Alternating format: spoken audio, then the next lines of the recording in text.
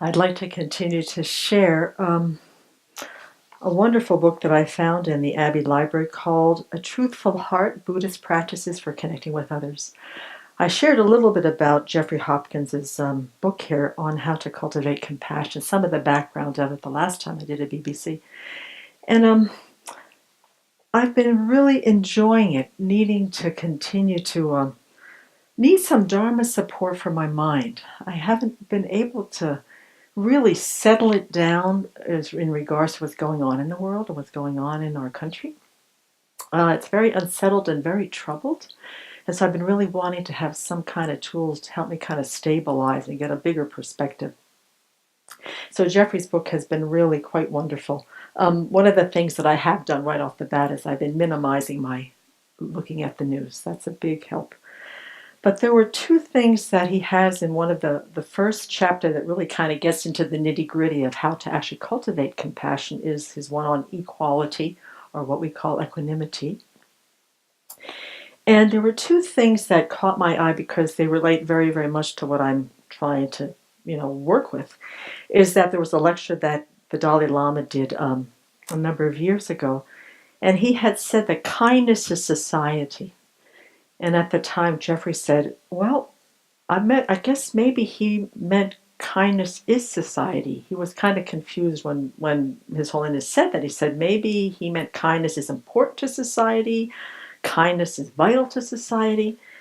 But he was saying that kindness is so important that we cannot have society without it. Society is impossible without it. Thus, kindness is society. Society is kindness. And that as long as the spirit of cooperation, the spirit of wanting to care for one another is not there, it is impossible to devise a workable system that will work for everybody. So that kind of went right into my heart about the struggle that I'm having because I'm wanting to see things a little bit more kinder and gentler. And so that really kind of addressed my need for understanding and to open my perspective.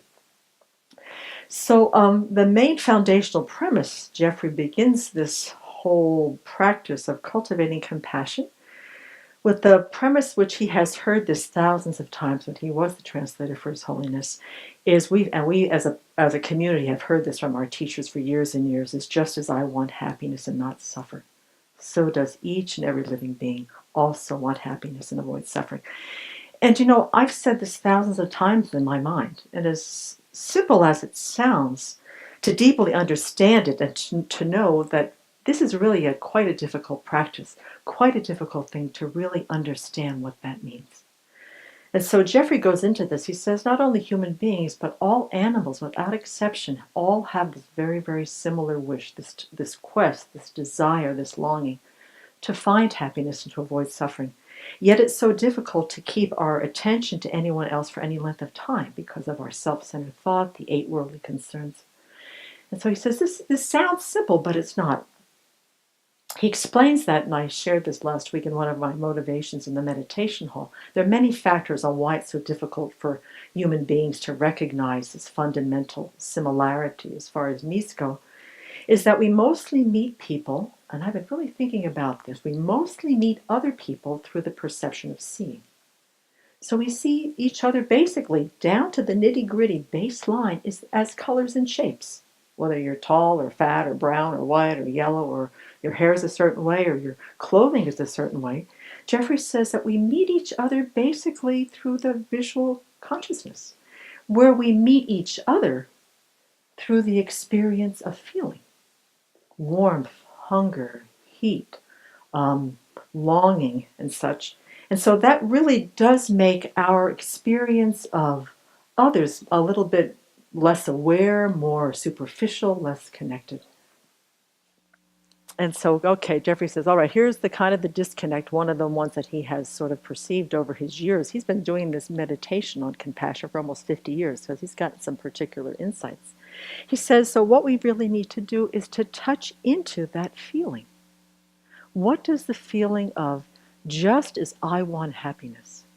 What does that feel like when we have that in our minds? What do we do during the course of the day to try to find this happiness? And then to feel what is it like truly? What is that search, that longing to avoid suffering? And they come in different sort of permutations, whether happiness is comfort and ease, safety, belonging, or suffering is like irritation or insecurity or jealousy or physical illness. They come in lots of different ways, but what's that feeling? So I tracked this one day. I tried to track this one day. I tried to see, how does my mind feel when I'm looking for happiness? And how does it feel when I'm trying to avoid suffering? And it was so fascinating to see that from the time I got up and put my feet on the floor after, well, even when the alarm went off or when Venerable Sultram got up and left, already the process of how I find and look for happiness and how I try to avoid discomfort or unpleasantness of all sorts. And that during the course of the day, it's not like my happiness runs linear sequentially and that my suffering is down here. They interweave themselves in and out all day from moment to moment. There's this search, this experience of happiness, then it's gone. There's a search, there's this experience of happiness, and it's gone. There's this arising of suffering, there's an avoidance, it's gone. There's an arising of suffering, a wanting to avoid, it's gone. In and out all day long, having these experiences of how these things just interweave together. And that Jeffrey says that this is a long, steady process to really get in touch in a deep, deep level of what it's like to really feel just as I want happiness inside and want to avoid suffering. But what happened after the end of this day, and I'm not quite sure what the particular situation was, but it was an interaction with one of the community members, is that I started to notice other community members searching, how they were searching for happiness, and how when they met up against something unpleasant, how they went about trying to avoid it. And so what Jeffrey says is that over a long period of time, eventually our feeling about how we find happiness and avoid suffering and how other beings have that feeling and that search for happiness and to avoid suffering. He says you bring them up to where they're not like more important than ours or less important than ours. He says we need to attain some sort of parity. And he says when we really get in touch with ours, we start noticing how other people have the same mechanism, they have the same deep wish. And what's helpful to realize, and this is also helpful for me to realize as I'm struggling with this unsettled mind, is that he says that it doesn't disqualify the differences on how we go about finding happiness and how we go about avoiding suffering. He says what is vital is that even though there are differences, we are the same in the search. He says we have to come back to just that longing, that wish. And he insists that one of the things we can't do about this, that I've done many, many times during the course of my practice life, is he says, you can't make vague grand gestures. May all beings have happiness and avoid suffering. He says that's a wonderful sort of thing to say, but he says if you run into trouble with someone, he says the grand gesture is not going to be stable enough. He says you have to do this person to person. As you meet people during the course of the day, you remember, just as I want happiness and avoid suffering, you too also want happiness and avoid suffering. You have to make it so personal. You have to make it within the context of everyday meetings and engagements with sentient beings. He says that's when it really becomes alive. And then you can see the capacity of bringing that equal caring concern to all beings.